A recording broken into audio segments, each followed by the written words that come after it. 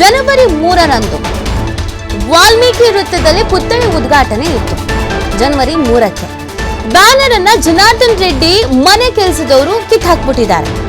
ಬಳ್ಳಾರಿ ಕಾಂಗ್ರೆಸ್ ಮುಖಂಡ ಸತೀಶ್ ರೆಡ್ಡಿ ಬೆಂಬಲಿಗರು ಹಾಗೂ ಜನಾರ್ದನ ರೆಡ್ಡಿ ಬೆಂಬಲಿಗರು ಕಲ್ಲು ತೂರಾಟ ನಡೆಸಿದ್ದಾರೆ. ಆಗ ನಾವು ಅಲ್ಲಿದ್ದವರನ್ನ ಚದುರಿಸಿದ್ವಿ. 7:30ಕ್ಕೆ ಜನಾರ್ದನ್ ರೆಡ್ಡಿ, ಸೋಮಶೇಖರ್ ರೆಡ್ಡಿ, ರಾಮುಲು ಸ್ಥಳಕ್ಕೆ ಬರ್ತಾರೆ. ಅದೇ ಸಮಯಕ್ಕೆ ಭರತ್ ರೆಡ್ಡಿ 1000ಕ್ಕೂ ಹೆಚ್ಚು ಬೆಂಬಲಿಗರ ಜೊತೆಗೆ ಬಂದ್ರು. ಎಸ್ಪಿ ಸರ್ಕಲ್ ಕಡೆಯಿಂದ ಜನಾರ್ದನ ರೆಡ್ಡಿ ಮನೆ ಕಡೆಗೆ ಬಂದ್ರು. ಬಳಿಕ ಅಕ್ರಮವಾಗಿ ಗುಂಪು ಸೇರಿ ಕಲ್ಲು ತೂರಾಟ ನಡೆಸಿದ್ದಾರೆ. ಘಟನೆಯಲ್ಲಿ ಕರ್ತವ್ಯದಲ್ಲಿದ್ದ ಪೊಲೀಸರಿಗೂ ಏಟು ಬಿದ್ದಿದೆ. ಜನಾರ್ದನ್ ರೆಡ್ಡಿ ಬೆಂಬಲಿಗರು ಹಾಗೂ ಸತೀಶ್ ರೆಡ್ಡಿ ಬೆಂಬಲಿಗರು ಪೊಲೀಸರ ಕರ್ತವ್ಯಕ್ಕೆ ಅಡ್ಡಿಪಡಿಸಿ ಕಲ್ಲು ತೂರಾಟ ನಡೆಸಿದ್ದಾರೆ, ಪೊಲೀಸರಿಗೂ ಗಾಯಗೊಳಿಸಿದ್ದಾರೆ ಅಂತ ಈ ಸುಮೋಟೋ ಕೇಸ್ ದಾಖಲಾಗಿರೋದು. ಸರಿ, ಓಕೆ, ಫೈನ್. ಈಗ ಅವರಿಂದ ಆಯ್ತು, ಇವರಿಂದ ಆಯ್ತು ಅನ್ನೋದ್ರಿಂದ ಹಿನ್ನೆಲೆಯಲ್ಲಿ ಎಫ್ಐಆರ್ ದಾಖಲಾಗಿದೆ ಅಂತ ಭರತ್ ರೆಡ್ಡಿ ಅವ್ರನ್ನ ಯಾಕೆ ಬಿಟ್ರಿ ಅಂತ ಬಿಜೆಪಿಗರು ಕೇಳಬಹುದು. ಸಾವಿರಾರು ಕಾರ್ಯಕರ್ತರ ಜೊತೆಗೆ ಅವರು ಸ್ಥಳಕ್ಕೆ ಬಂದಿದ್ರಲ್ಲ ಅಂತ ಅವ್ರ ಪ್ರಶ್ನೆ ಆಗಬಹುದು. ಸೊ ಇದು ಕಾಂಗ್ರೆಸ್ಗೆ ಸಮಸ್ಯೆ ಆಗತ್ತಾ? ಯಾವ ತರ ಇದನ್ನ ಬಿಜೆಪಿ ನಾಯಕರು ಸ್ವೀಕರಿಸಬಹುದು?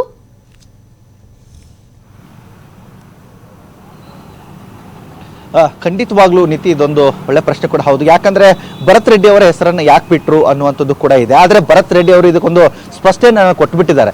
ನಾನು ಈ ಗಲಾಟೆಯನ್ನ ಮಾಡಬೇಕು ಅಂತ ಹೋದವನಲ್ಲ, ಗಲಾಟೆಯನ್ನ ನಿಯಂತ್ರಣ ಮಾಡ್ಬೇಕಂತ ಹೋದವನು. ಈ ಗಲಾಟೆ ಬಗ್ಗೆ ನನಗೆ ಮಾಹಿತಿ ಇರಲಿಲ್ಲ. ಈ ಗಲಾಟೆ ಆಗೋಕ್ಕಿಂತ ಮುಂಚೆ ನಾನು ಬಳ್ಳಾರಿಲಿರಲಿಲ್ಲ, ಹೊರಗಡೆ ಇದ್ದೆ. ನನ್ನ ಫ್ಯಾಮಿಲಿ ಜೊತೆಗೆ ಹೊಸ ವರ್ಷವನ್ನ ಆಚರಣೆ ಮಾಡ್ತಾ ಇದ್ದೆ. ದಿಢೀರ್ ಅಂತೇಳಿ ಏನು 7 ಗಂಟೆಗೆ ಒಂದು ಗಲಾಟೆ ಆಗ್ತಾ ಇದೆ ಬ್ಯಾನರ್ ಹಾಕುವ ವಿಚಾರಕ್ಕೆ ಅನ್ನುವಂಥದ್ದು ನನಗೆ ತಿಳಿದು ಬರುತ್ತೆ.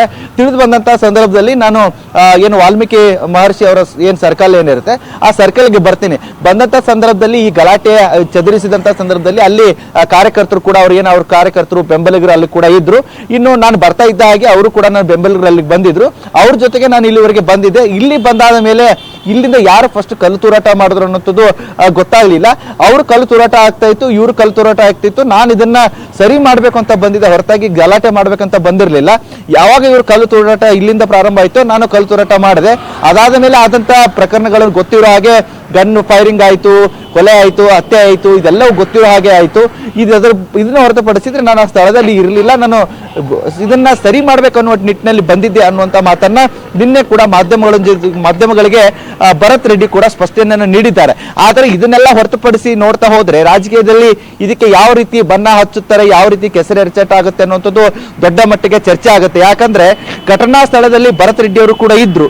ಭರತ್ ರೆಡ್ಡಿ ಅವರನ್ನ ಹೆಸರನ್ನ ಯಾಕೆ ತೆಗೆದುಕೊಳ್ಳಿಲ್ಲ ಅಂತ ಹೇಳ್ಬಿಟ್ಟು ರಾಜಕೀಯ ಪ್ರಮುಖ ಮುಖಂಡರು ಸಹ ಇದ್ರ ಬಗ್ಗೆ ಮಾತನಾಡಬಹುದಾಗತ್ತೆ.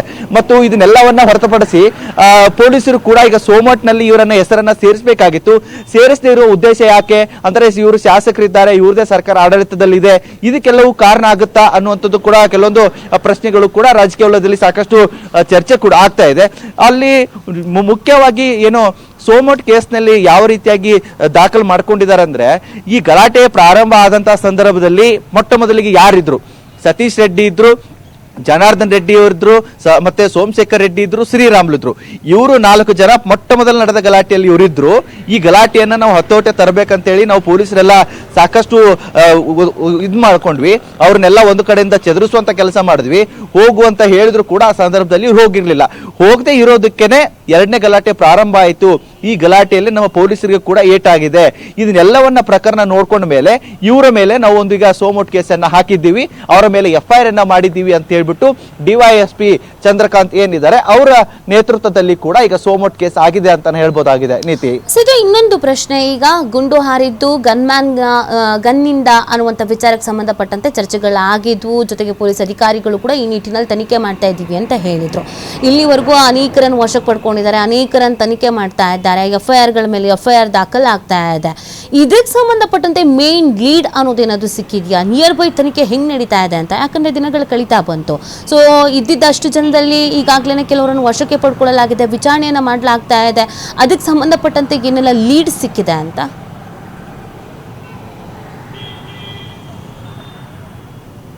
ಖಂಡಿತವಾಗ್ಲೂ ನೀತಿ ಈಗಾಗಲೇ ಏನು ಗಲಾಟೆ ಆಯಿತು, ಗಲಾಟೆ ಆದ ಬೆನ್ನಲ್ಲೇ ಕೊಲೆ ಏನು ಹತ್ಯೆ ಆಗುತ್ತೆ. ಹತ್ಯೆ ಆದ ಸಂದರ್ಭದಲ್ಲಿ FSLನ ಅಧಿಕಾರಿಗಳು ಸಹ ಸ್ಥಳಕ್ಕೆ ಬರ್ತಾರೆ. ಬಂದು ಕೆಲವೊಂದಿಷ್ಟು ಅಲ್ಲಿ ದಾಖಲಾತಿಗಳನ್ನ ಪಡ್ಕೊಂಡಿರ್ತಾರೆ. ಒಂದು ಫೈರ್ ಆಗಿತ್ತಲ್ಲ, ಫೈರ್ ಆದಂತ ಬುಲೆಟ್ ನಿಂದ ಬಂದಂತ ಕ್ಯಾಪ್ಗಳೇನಿರುತ್ತೆ ಆ ಸ್ಥಳದಲ್ಲಿ ಕೂಡ ಪೊಲೀಸರಿಗೆ ಮತ್ತು FSL ನ ಅಧಿಕಾರಿಗಳಿಗೆ ಸಿಗುತ್ತೆ.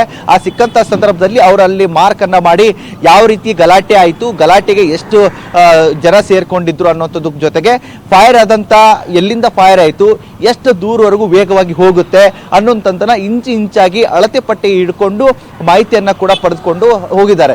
ಜೊತೆಗೆ ಏನು ಸಾವನ್ನಪ್ಪಿರುವಂತ ರಾಜಶೇಖರ್ ಏನಿದ್ದಾನೆ, ರಾಜಶೇಖರ್ನ ದೇಹದಲ್ಲಿ ಸೇರ್ಕೊಂಡಿರುವಂತಹ 12 mm ಏನು ಬುಲೆಟ್ ಏನಿದೆ ಆ ಬುಲೆಟ್ ಖಾಸಗಿ ಗನ್ನಿಂದ ಫೈರ್ ಆಗಿದೆ ಅಂತ ಹೇಳ್ಬಿಟ್ಟು ಈ ಘಟನಾ ಸ್ಥಳದಲ್ಲಿ ಉಸ್ತುವಾರಿಯಾದಂತ SP ಏನಿದಾರಲ್ಲ ರಂಜಿತ್ ಕುಮಾರ್ ಭಂಡಾರು ಅವರೇ ಕೂಡ ಸ್ವತಃ ಹೇಳಿದ್ದಾರೆ. ಇದನ್ನೆಲ್ಲ ಹೊರತುಪಡಿಸಿ ಈಗ FSL ನ ತನಿಖೆ ಆಧಾರದ ಮೇಲೆ ಆ ಗನ್ಗಳ ಕ್ಯಾಪ್ ಜೊತೆಗೆ ಆ ಫೈರಿಂಗ್ ಆದಂತ ಗನ್ಗಳು ಆಗಿರ್ಬೋದು, ಖಾಸಗಿ ಗನ್ಮ್ಯಾನ್ಗಳಾಗಿರ್ಬೋದು, ಜನಾರ್ದನ್ ರೆಡ್ಡಿ ಅವರ ಗನ್ಮ್ಯಾನ್ಗಳಾಗಿರ್ಬೋದು, ಆ ಗನ್ಗಳನ್ನ ಕೂಡ ಪೊಲೀಸರು ಕೂಡ ವಶಕ್ಕೆ ಇನ್ನೊಂದು ಮಾಹಿತಿ ಕೂಡ ಲಭ್ಯವಾಗ್ತಾ ಇರೋದೇನೆಂದ್ರೆ ಗನ್ಮ್ಯಾನ್ಗಳನ್ನ ಅಂದ್ರೆ ಒಂದು 2 ಗನ್ಮ್ಯಾನ್ಗಳನ್ನ ವಶಕ್ಕೆ ಪಡಿಸ್ಕೊಂಡು ಆ ಮಾಹಿತಿಯನ್ನ ಕಲೆ ಹಾಕ್ತಾ ಇದ್ದಾರೆ ಪೊಲೀಸರು ಕೂಡ. ಯಾಕಂದ್ರೆ ಆ ಘಟನಾ ಸ್ಥಳದಲ್ಲಿ ಒಂದಿಷ್ಟು ವಿಡಿಯೋಗಳನ್ನ ಪೊಲೀಸರು ಕೂಡ ಗಮನಿಸಿರುವಂತದ್ದು CCTVಯಲ್ಲಿ ಕೂಡ ಗಮನಿಸಿದ್ದಾರೆ, ಮಾಧ್ಯಮಗಳಲ್ಲಿ ಕೂಡ ಕೆಲವೊಂದಿಷ್ಟು ವಿಡಿಯೋಗಳು ಬಂದಿದೆ. ಆ ವಿಡಿಯೋಗಳ ಆಧಾರದ ಮೇಲೆ ಈಗ ಪೊಲೀಸರು ಕೂಡ ತನಿಖೆಯನ್ನ ಶುರು ಮಾಡಿದ್ದಾರೆ. ಈ ಶುರು ಯಾವ ರೀತಿ ಅಂದ್ರೆ ಫೈರಿಂಗ್ ಆದಂತ ಗನ್ ಜೊತೆಗೆ ಆ ಗನ್ಮ್ಯಾನ್ ಏನಿದ್ರು ಗನ್ಮ್ಯಾನ್ ಅವರನ್ನು ಕೂಡ ಕೆಲವೊಂದಿಷ್ಟು ಮಾಹಿತಿಗಳನ್ನ ತೆಗೆದುಕೊಳ್ಳಲಾಗ್ತಾ ಇದೆ. ನಿಮಗೆ ಯಾವ ರೀತಿ ಗನ್ ಫೈರ್ ಮಾಡಿದ್ರಿ ಮತ್ತು ಫೈರ್ ಮಾಡ್ಲಿಕ್ಕೆ ನಿಮ್ಗೆ ಯಾರು ಆದೇಶ ಕೊಟ್ಟರು ಅಂತ ಕೆಲವೊಂದಿಷ್ಟು ವಿಚಾರಗಳನ್ನ ಪೊಲೀಸರ ಜೊತೆಗೆ ಅವ್ರಿಗೆ ಚರ್ಚೆ ಕೂಡ ಆಗ್ತಾ ಇದೆ.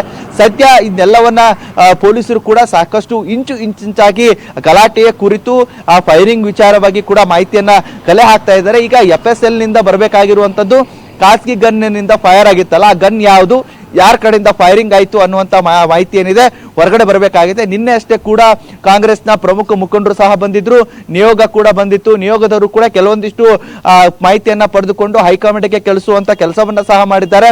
ಜೊತೆಗೆ ಈಗ ಸರ್ಕಾರ ಕೂಡ ಇದರ ಸಂಬಂಧಪಟ್ಟಂತೆ ಪೊಲೀಸರಿಗೂ ಕೂಡ ಸಾಕಷ್ಟು ಒತ್ತಡದಲ್ಲಿದೆ. ಈ ಘಟನೆ ಎಲ್ಲಿಂದ ಪ್ರಾರಂಭ ಆಯಿತು, ಯಾಕಾಯ್ತು ಅನ್ನುವಂಥದ್ದನ್ನು ಕೂಡ ನೀವು ಹೇಳಲೇಬೇಕು ಮತ್ತು ಅಷ್ಟೇ ತೀವ್ರವಾಗಿ ಕೆಲಸವನ್ನ ಮಾಡ್ಬೇಕಂತ ಹೇಳ್ಬಿಟ್ಟು ಸರ್ಕಾರದಲ್ಲಿ ಒತ್ತಡದಲ್ಲಿದೆ. ಮತ್ತೆ ಅಧಿಕಾರಿಗಳು ಕೂಡ ಅಷ್ಟೇ ಒತ್ತಡದಲ್ಲಿ ಕೆಲಸವನ್ನ ಕೂಡ ಕಾರ್ಯರೂಪಕ್ಕೆ ತಂದಿದ್ದಾರೆ. ಇನ್ನೇನು 2 ದಿನಗಳಲ್ಲಿ ಅಥವಾ ನಾಳೆ ಒಳಗೆ ಕೂಡ ಈ ಮಾಹಿತಿ ತಿಳಿದು ಬರುವಂತಹ ಸಾಧ್ಯತೆಗಳು ಕೂಡ ಇದೆ ಅಂತ ಹೇಳ್ಬೋದಾಗಿದೆ. ನೀತಿ ಫೈನ್, ಥ್ಯಾಂಕ್ ಯು ಸಿದ್ದು ತಮ್ಮೆಲ್ಲ ಡೀಟೇಲ್ಸ್ಗೆ.